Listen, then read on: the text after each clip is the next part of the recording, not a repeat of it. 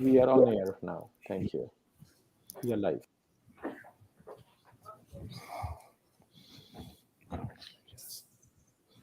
Congratulations, Shiva. Ilya. Great mentor, yeah. Are we starting? Uh, Hi everyone. You are on air. You are live. You're good to go. Okay, great. Well, hi everybody. I am wishing I could be there in person with you all, and I hear it's a great turnout so far. So very exciting, and lucky to have Naomi and Chris there in person.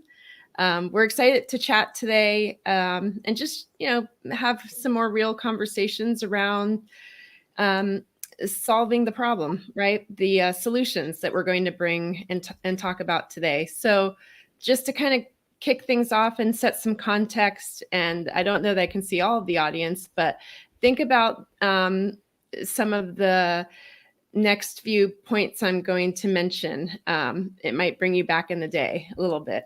So mainframes, who remembers mainframes? Right, the first mainframe was by Harvard Mark, developed starting in 1930s, right? And that machine was not ready for use until 1943.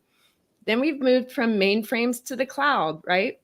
And we think about hardware and software and the whole consumption model, how people are consuming. That completely adjusted how pricing was set forth and how recurring revenue and a lot of processes had to change as we made those transitions, right?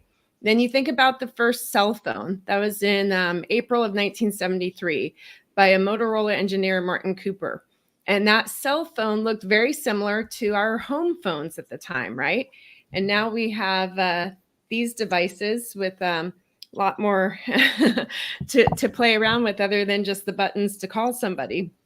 And so if technology has changed and we all adapt it to learn the new technology, and we can now use the latest, and we've grown to consume the new technologies, what about the processes?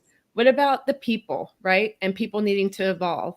And what if we can say to a CEO of a company, if we hire differently in cyber, that will increase their revenue, they can become far more efficient, increase customer SLAs, and grow faster. So organizations, all about the people and hiring today, but let's talk about how we, the community, are making it really easy for them to adapt how they hire in cybersecurity and counter some of the myths that we have. So Chris and Naomi, over to you guys, as I'm going to ask the questions that are often the ones that we get, but I know we have answers. So here's the first one. Diverse talent. I can't find them. Help me out. You want to go first? You're not looking hard enough, really. Diversity is everywhere.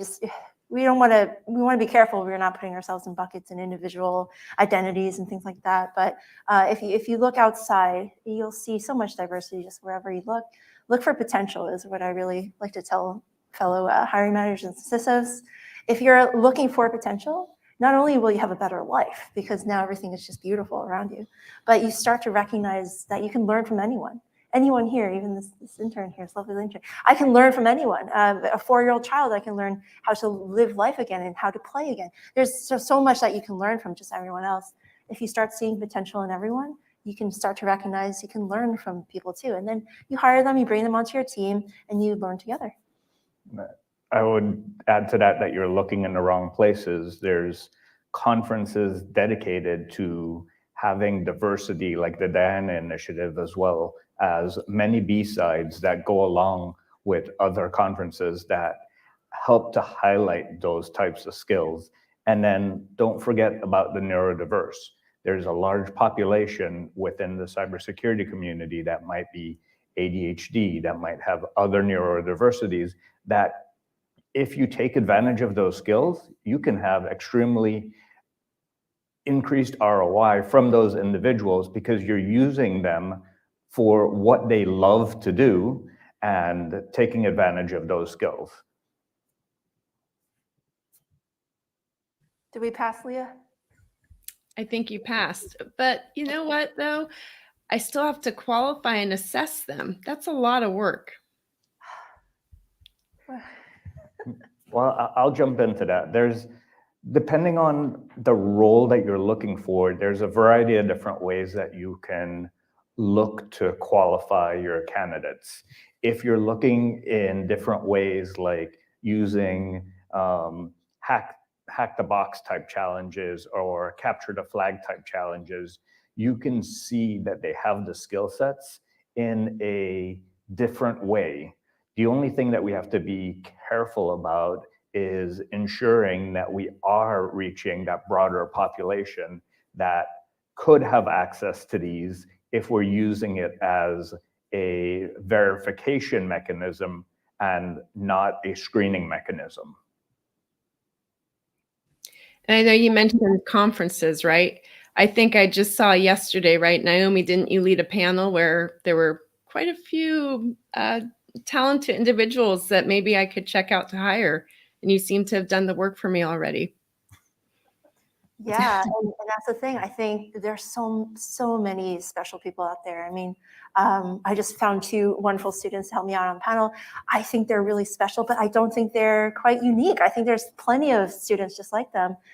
Again, giving the hiring managers the ability to see the potential in people, that's what we're really missing, I think. It's just not being creative enough, not working hard enough, not really trying hard enough to find somebody outside of your perfect unicorn look of somebody you think might be a perfect cybersecurity professional, but really just challenging that thought and being like, do I really need a CISSP and 5 years experience to do entry-level SOC work? Let me just really think about that, right? And really putting in the effort to define what you need and what are the real skills that you need in order to succeed as a cybersecurity professional. And I think once you start thinking more deeply and critically think about what you actually need, the answers will surprise you. You're going to come up with things like, oh, you need to be good at learning and good at critical thinking and good at communication. These are things that are harder skills to learn, honestly.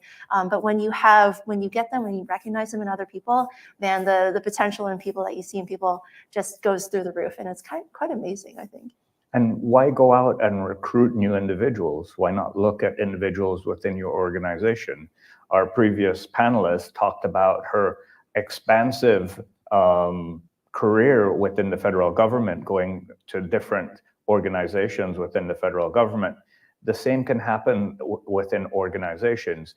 You can have someone in marketing that's interested in how can we better communicate cybersecurity topics to our clients or to our own stakeholders. That's a really good point. I was just going to add on, because I think I just heard a couple CISOs earlier saying that the biggest thing they are still striving to do is understand the business enough to enable the business. When you look for people that are already in your company, they've had the time to understand the business, which is a lot of the part that counts. And to add to that, you also want to have security champions within your organizations. You want to have security individuals who are passionate about security, but might not want to do security as a full-time role. They could be accountants, they could be auditors, they could be marketing specialists who want to promote that security culture within their own organization, and you want to take advantage of them. You could have developers that want to figure out how can I reduce the number of bugs that I get in my code, and you could teach them how to code securely so that they don't have that. And they look at that as helping them do their job more efficiently, and you look at that as good security. But you got to put in the effort though, Chris. You got to like work out and find those people too. But sometimes they come right to you and be like, I want to do security, I want to help you out. That's how I got started in security, by the way. I was a security champion at Vanguard, and I found that to be just so much fun and thrilling. And then from there, I went into a full-time role. But just to have those people interested in security, they're kind of everywhere. You just have to know where to look. But again, as a hiring manager, you want to put in the effort to be asking the right questions, to find the right people, to put yourself in the right positions to find the people who could be amazing security champions. And not only just security champions, individuals that are interested in transferring within a department, they'll reach out to you and ask, what does it take to get into security? How can I get into security? And if you don't have the budget to have a full-time employee, talk about sharing. Take 20% of their time, take 30% of their time, and share that across your departments. I like this man. Yeah. You know, oftentimes in big companies, I think smaller companies, it's a little more easier to have different people from the different groups and teams champion for a change, right? Champion for a new program or a different way of doing things. But in really big companies, you know, 70,000 people or more, that can be hard. And I think that's where we, when you have a CEO or somebody at the top from the executive or board that is really advocating, and then it's mandated across the company, right? But another thing I hear and how in looking at what are the solutions out there, right? Because we see some companies who have pretty good training for employees, especially in cybersecurity.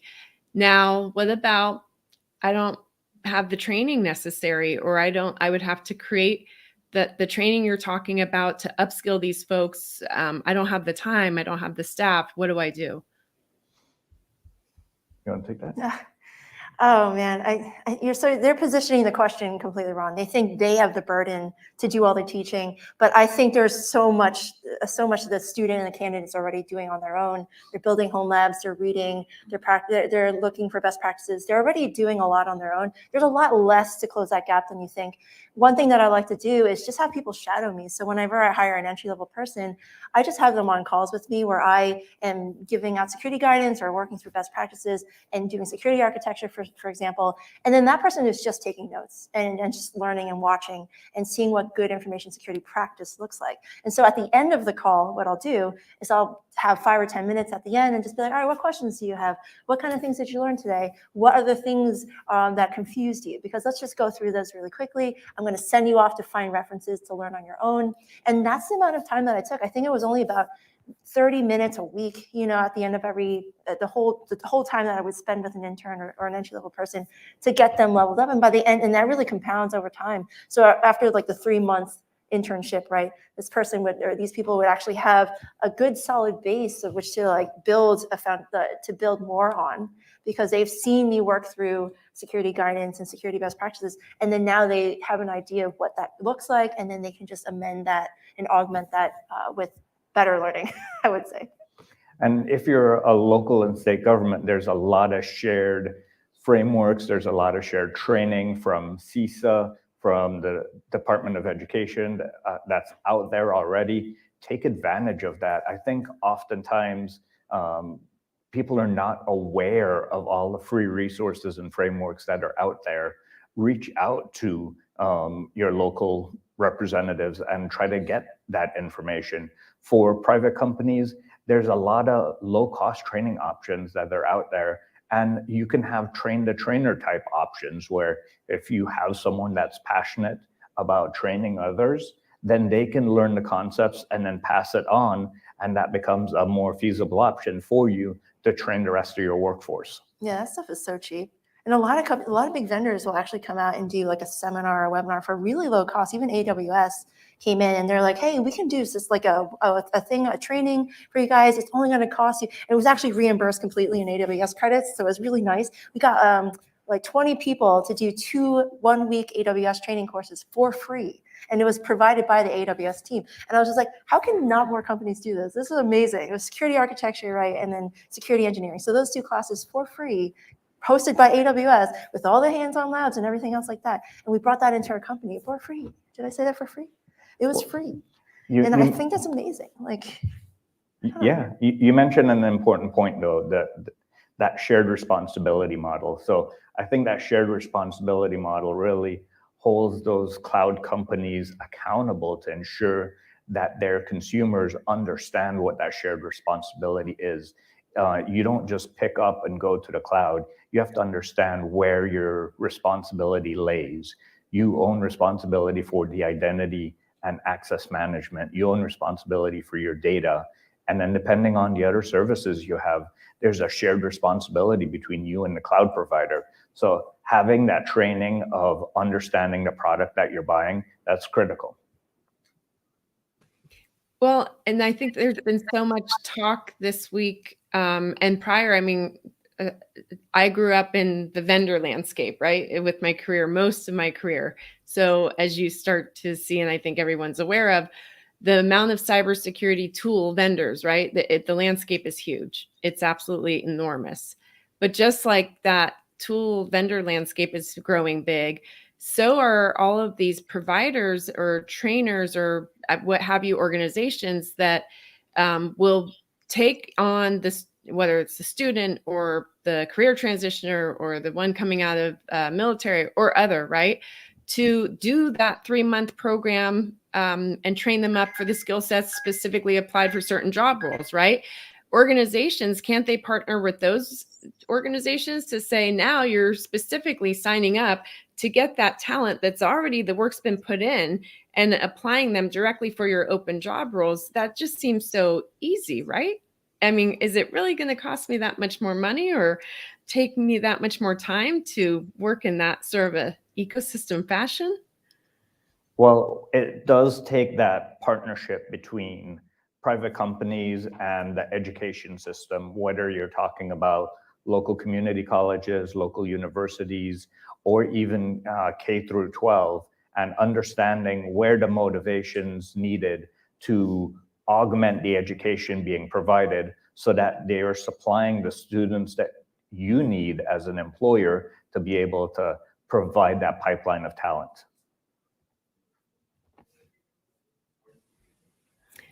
You know, another big one, I just don't have enough mid-level staff. So if I bring in people who are maybe entry level, how am I going to manage them? I already have a team of 50. Not enough mid-level? Leah, you might have to qualify the question for me. So is it the mid, you don't have enough mid-level to train the entry level, or what's the? Yeah. Well, what I would recommend in that fashion is you use something like the NIST framework, where you can create a educational development path for them so that they understand what they need to do to get to that next level from junior to senior to mid. And what I've seen some companies do is they'll work with a mentorship system where they'll have a senior tied to a junior, and they have to be shadowing that individual, approving that they have qualified all the needed skills to be able to go from a junior to a mid before they can progress. And if you do that consistently, you shouldn't have that gap in talent. I think where you have that gap in talent is where you stop investing in your talent and you just expect them to come in at that level. Yeah, we can't out-poach one another. Like there's a problem here where we're like, oh, we'll just pay someone else $10,000 more, and they'll just take that person from that company and then put them on our team doing the same exact thing. By the way, a lot of people who have a growth mindset would really hate to do a job that they've already been doing just for a little bit more money. What they want is more of a challenge and more growth opportunities and just ability to stretch and challenge themselves and grow.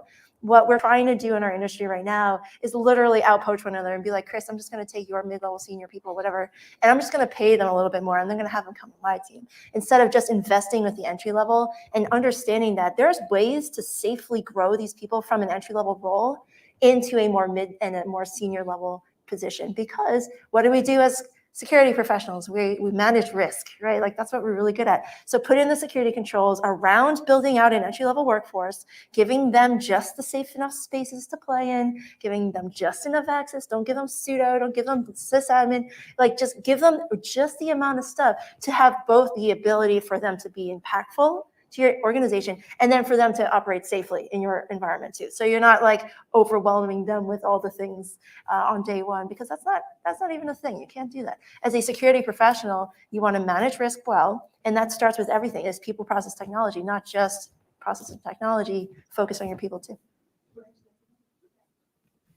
Well, so maybe we can come up with an idea here too, because while there are quite a few organizations who are going this route, they're really looking at how they hire differently. They're pulling from all the resources in the community, from everything that's available to them, a lot of free, partnering with organizations that will put the folks through the programs, upskill them, assign them to the job roles. There's still a fair number who are not doing this or even thinking this way, but they are also complaining, right? That they're not getting the talent, that they're not getting what they need, and that they're not being able to fulfill certain roles. And it takes, 90 days or more. So, and I almost want to say, is there a global challenge we can all think of to incentivize or to make it so that we see the shift happen? But let's maybe start nationally first, and then we can scale. But any ideas on that kind of a challenge and how we can incentivize more, and even more? I know it always takes right education. And I remember one CISO told me once, he said, your job can never be everybody to say yes, because that'll be, beyond your lifetime. He said, but you want them to at least get to a point where they don't say no, because then at least they're thinking. Ideas for challenges or incentivizations or anything that we can all help and push, and maybe someday it's put out there and we start to see more and more organizations and CEOs pivot to this approach and changing how we hire.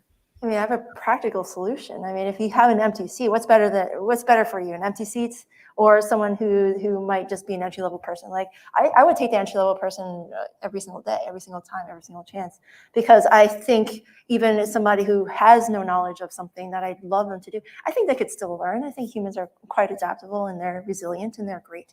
It's better than an empty seat. Like, an empty seat won't do anything for me.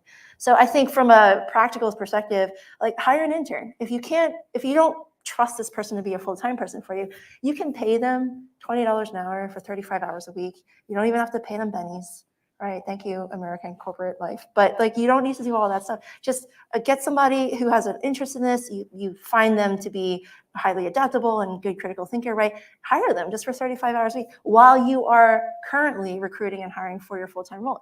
So while you are looking for that full-time person, what's better, an empty seat or a full-time person?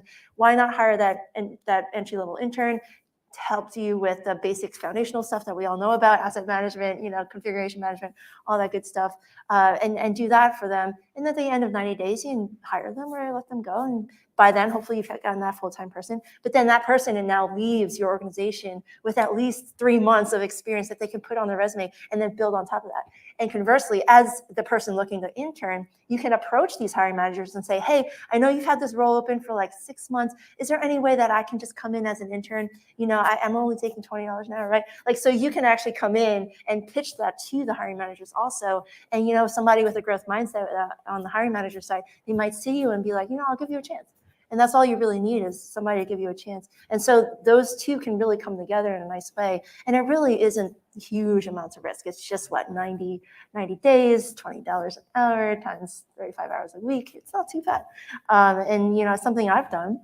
I ended up hiring the intern, at least the one I'm thinking of, because she was amazing. And she had no background in technology. She came from an opera singing background. And it's someone like that I didn't even know could be an amazing cybersecurity professional, and she is today. So that's my story anyway. Well, I would say two things.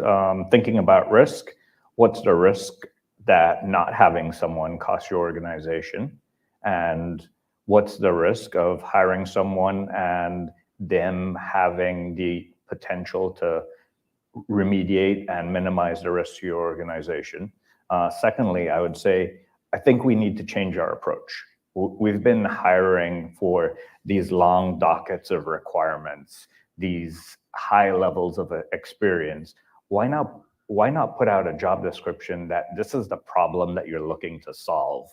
And you'll have people coming from different industries that are interested in solving that problem, be able to solve that problem, and you never had to go through all these long requirements to try to get them.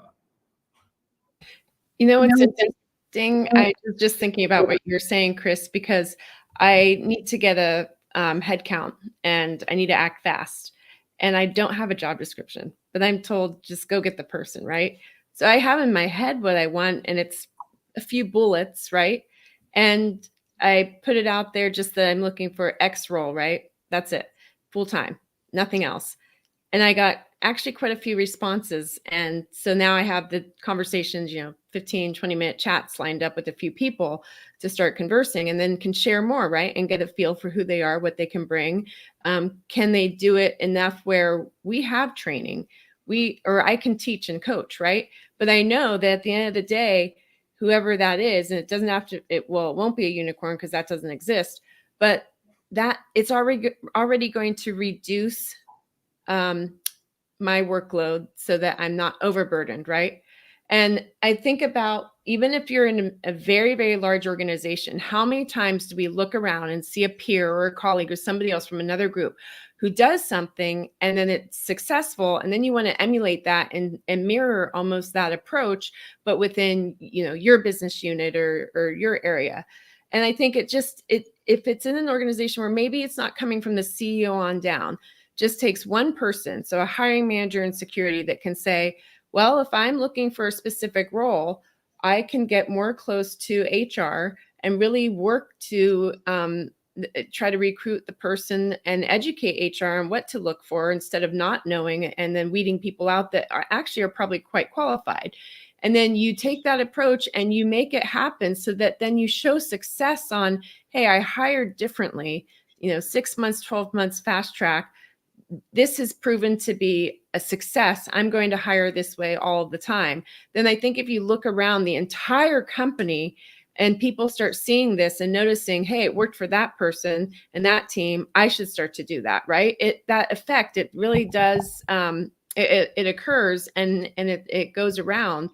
And that can be, equally a way, because I think sometimes we all get burdened by, well, it's such a large organization. How would I ever mandate and make such a change? Like the amount of people, depending on where you sit in your role. And I'm just brainstorming here, so fill in with some other ideas or, the current solutions. We have just so many. I think it's very easy these days for us to make the change. I would say don't wait to have others observe your success story. Go out and share your success story. Others might find ways to augment it and optimize it for their department, but go out and share those success stories, because the more of these success stories that we can share, the more people can take it and mold it to their unique organization. I mean, from Microsoft to AWS to all these large companies, once they find something that they like, they spread it out throughout their organization. They share it in their organization, and they share public blogs about it. They tell the world about it. Do the same. Yeah, the power of social media, right? I think that's the beauty of the internet. If I think the internet is a mistake, this is the one thing in the internet that I think is actually pretty good with. But if you're sharing your success stories, you're sharing how you approach something in a problem in a novel way, people start to get that as they're like, oh, this is a cool idea, right? But the more people say it, it spreads like a wildfire, right? And everyone just starts like, hey, maybe this is normal, versus the 5 years of experience and the CISSP and all these things. But, like that's what normal is today. But what people don't realize is like we create what normal is just by seeing it enough. So if in our environment we're only seeing the same types of job descriptions that have 2 or 3 pages of requirements, that's normal only because everyone's just copying and pasting each other, honestly, Chris. Like we're a little lazy that way. But if we do it the opposite way and say, here's my success story and here's how my job description is written, and you start to share and other people start to reshare it and they grab that idea and take it as their own, we're going to see normal change. And now the shift, I don't know, the Overton window applies here, but like if your window of conversation is now shifting towards a new normal, that is what people are going to think is the right way of doing things, versus what people are seeing now is like, it must be the right way because everyone else is doing it. We have never once actually just asked ourselves if this is the right way. If this is the actual right way, because we don't think critically about things anymore. It's just like, let's just copy and paste one another because yes, it's easier to do. 2, yes, I'm a little busy or whatever. Or 3, I just don't know how to do it. I don't know how to actually write a good job description. So there's a lot of education. There's a lot of self-awareness. There's a lot of like the ability to try harder is missing in our industry. That came out fast. I actually noticed another good approach to bringing in more of the entry-level folks, right? And giving them some of the tasks during the interview process where they actually all got called upon, and then they had certain tasks, right? But I think that really shows the capability. And I must say, I have been very impressed with some of the younger folks that I mentor today and see out there in terms of just their motivation, how smart that they are, how hard they try. I mean, those qualities to me, I think about that and I'm like, if they have all of those qualities, I know they can learn, right? And they're doing it every day, learning more, and they're hungry for that. But another approach I saw, it was a slightly bigger company, a cybersecurity vendor, is they take their cohorts and pull them. They'll say all college grads, right? Come in, we're looking for X amount of roles. And then one of the tasks is to create a presentation on a topic in technology that's of their passion and choice and present it. And I love that, right? Because it's showing them they have to come and bring their presentation skills, their articulation, their knowledge about the technology. And when they are able to even tie it into that specific company's technologies as well to show kind of that extra step. I just love that approach. It is different, right? So I think there's no shortage of the approaches that can be taken. I don't know. You guys keep me in check here. I don't think they're that challenging and hard to try to bring those approaches in because there's such a big community of support out there willing to give and share best practices and put everything on a platter. It's The only thing I would say is if you're expecting work from your candidates, you should pay them for it. If you're expecting them to produce output for your organization, pay them for it. Don't expect them to do it for free because that disenfranchises individuals from lower socioeconomic backgrounds that don't have access to free time, which costs them because they would otherwise be working. So if you're expecting output from them that contributes to your organization, pay them for it. yeah. I think it was last summer, we attended a session and talked about how would you keep that person on staff once you hired them for more than a year, right? Because I know another myth, right? I'm just scared if I hire them, why would I? Because they'll just leave in a year. Once they get upskilled, they'll just leave and then I have to start the process all over again. But those are words. Let's look at what can be done to change that and make sure that that doesn't happen. Investing, and it doesn't always have to be always with all the bonuses and raises. Sure, those are nice, but just to say, if you stay for 2.5 years, I will make sure that you get the free training, that you get, to work on a number of opportunities to grow in your career, within that time frame, that you'll be treated well. I mean, it just takes a few things and I go back to when I was talking earlier to open up about the technologies advancing, right? Well, now we're already sending people to the moon. What is next that happens? But let's keep in mind, and I know I've heard this by many of the folks at this conference and throughout this week, back to the people, right? Everybody wants to work with people that they like and trust, and people want to feel good, right? It's not that hard for all of us to do. We're all humans. It should be so natural. I mean, one common phrase I hear a lot is be like, what if they leave after, like you're saying, Leah? Well, my counter to that is like, well, give them reasons to stay. Like you mentioned fair pay and treating people with equality and like all these things that I think would make sense from a business perspective. Now, I don't own a business that is like tens of millions of dollars, but I imagine that I would think that if you were a business owner and you treated people well, they're going to want to stay. Like to me, that just, if they're leaving and they're leaving one after another, maybe the problem is you. Maybe the problem's not them. Like, let's have a level of self-awareness where you're recognizing that if you just change one or two things, you paid them fairly, you treated them like equals, like humans, and you gave them learning opportunities, all these good things.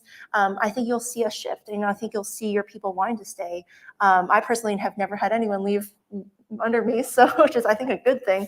But even if they did, I would encourage them. I would say, thank you for your time here. I wouldn't think I owned them. What is that? That's not even a thing. So if we encouraged each other and we said, there's an ability here to share your wealth of knowledge around the industry, we're not against each other. If I had someone leave my team and join your team, I would celebrate that, because I know Chris would be an amazing people leader for this person, and I would want them to grow with him, right? And it should be that way. We should be one community versus, oh, if they left for MasterCard, I would be so upset because we're against MasterCard. Like, that doesn't make any sense to me. I don't know. Maybe I'm just talking out of my butt. I would say that there's a couple of approaches to this. First, everyone isn't going to stay in the same place forever. You're going to expect people to leave. You're going to expect people to grow. Most businesses are formed like a triangle with not many people up top and lots of people on the bottom. If you create a good pipeline coming in, you'll have lots of juniors coming in. Some people will filter out as you raise, and you expect that. Your people will produce value, and when they feel like you're not producing value to them, they'll leave you. So if you want them to stay, you produce value back to them. That could be in bonus, that could be in training, that could be in whatever they're interested in. But by the time you're not producing any value in return to your employee, you're going to leave to another employer that produces that value for them. But you're not going to expect to keep everyone forever. There has to be a pipeline from students coming in, developing them up, and growing as they go higher up the triangle. Well said. Capital One. Are you MasterCard or Capital One? I forget. I'm not going to disclose that. I would tell you. Shoot you. I know we have only minutes left, and maybe we can leave some time for questions. But I do want to say, and I think we all feel like this, feel this way, being part of this great talent week that CFF has put together. But hope and optimism always. And I think if we look back, each and every one of us who has been participating on sessions this week and today and through tomorrow, I am curious how many people might reach out after each of those sessions. I know yesterday when we were on one, I had one person who's interested in getting mentoring to go into cybersecurity. I know that's just one, but that's one, right? And it's like, if we all touch that many people and then we keep pushing, and CFF is hosting these great table talks and we're sharing and sharing and sharing, my hope is that maybe it's not my lifetime, but maybe by the time my niece gets into high school and the workforce, things have we have 90% of organizations in the US have completely changed how they hire. Maybe it's too optimistic, but I'm going to stay positive. Well, I'll say a short blurb for the whole Cyberhuman initiative, where we provide that mentorship framework where military veterans, others transitioning out and interested in cybersecurity can come, and we have that framework where we provide them with access to things that are out there in a guided path, like CyberSeek, like the NICE framework, as well as coaches and mentors to help guide them into their path in cybersecurity. That with that structured program, we can also amplify our effect.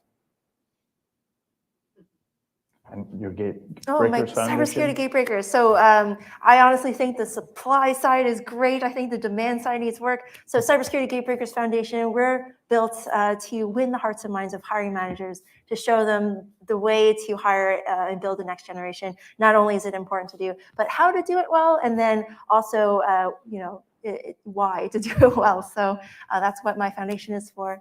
Thank you all for your support. And it's been a pleasure to moderate with these two phenomenal people. And thank you, CFF, for bringing this to life.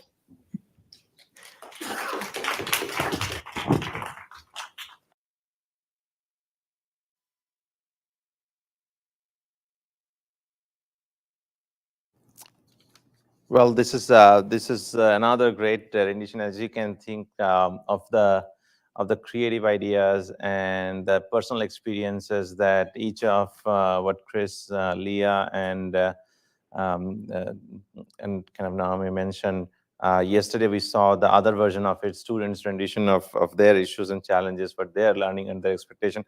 I think it's very important to consider the human element of this and the societal impact.